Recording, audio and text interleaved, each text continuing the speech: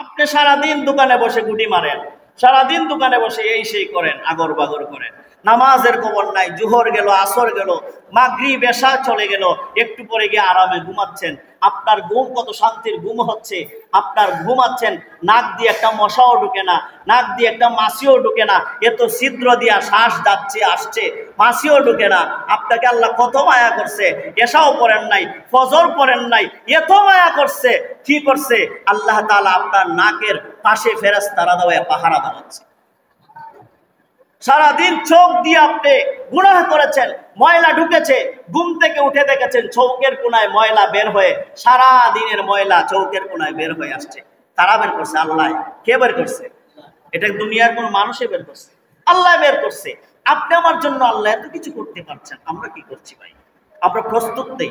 আল্লাহ তাআলা যেন আমাদেরকে মৃত্যুর জন্য, কবরের সামান জোগাড় করার জন্য তৌফিক দান করে, জুড়ে বলেন আমিন।